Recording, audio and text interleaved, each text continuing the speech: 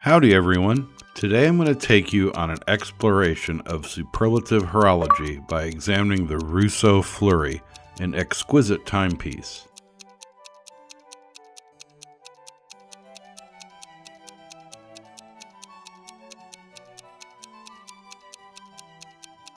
First, quick wristwatch check. Today I'm wearing my Infiltrator watch by Infantry Co. Notice I put it on a new olive green NATO strap. Very nice. The story of Rousseau starts in the 1600s in a tiny mountain village in Switzerland, where master watchmaker Jean Rousseau created fantastic watches which were the toast of Europe. His 5 sons carried on the tradition, thus cementing the Rousseau family's fine craftsmanship and dedication to excellence. The Rousseau tradition of creating exceptional timepieces continued for hundreds of years, and still runs strong today with Rousseau's modern watch collection. The watch I am reviewing today from this collection is the Fleury, that features a Japanese quartz movement, a brushed gunmetal gray case and bracelet, crimson red indices, and an ultra-thin acrylic crystal. All for the low asking price of $639. Wait, $639 for a Japanese quartz watch with no complications? So what do we know about this Rousseau company? Are they a direct line of watchmakers from Jean Rousseau's time? Well, first I tried to track down this Jean Rousseau.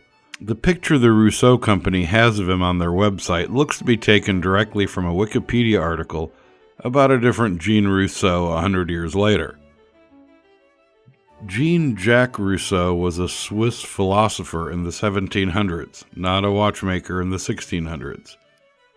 But from my research further on, it seems that Jean-Jacques Rousseau was the great-grandson of Jean Rousseau. But anyway, enough about this company. For now, let's get this box open and see if what we got is worth $639.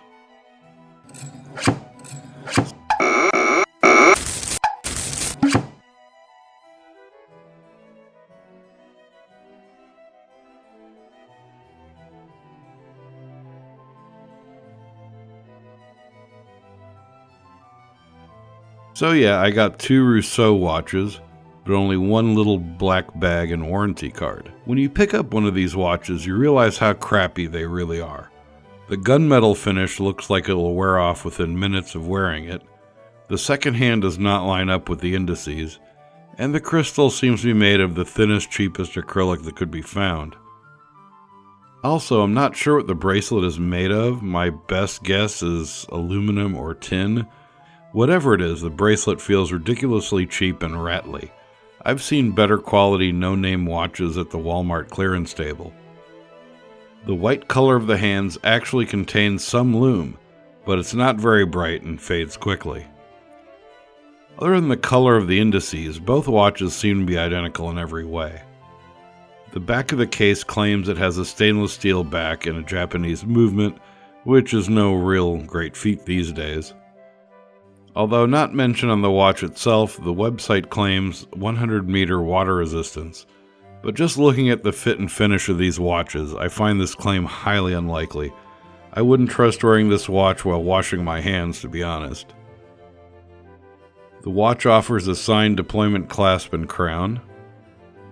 Anyway, here's a wrist shot. Amazingly, the watch is a bit large for me, and I would have to take a link or 2 out of the bracelet if I want it to fit correctly. But since I don't care, it'll never happen.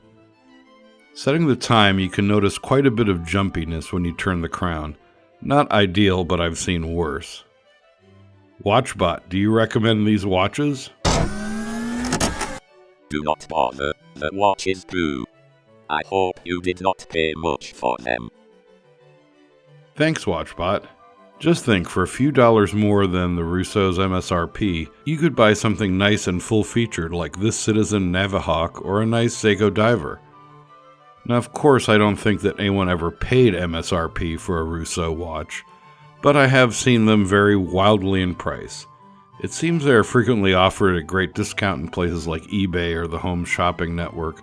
Average selling price seems to be about $70. But honestly, these watches are about the same build quality as a generic $13 Walmart watch. There are loads of complaints about this company if you look around on the internet. Apparently, in addition to selling overpriced $13 watches, they have terrible customer service. This watch is a perfect example of a mushroom brand, which is basically a brand that comes out of nowhere with a BS historical backstory that the company has no actual ties to, and they sell you fancy watches with a pseudo-Swiss heritage.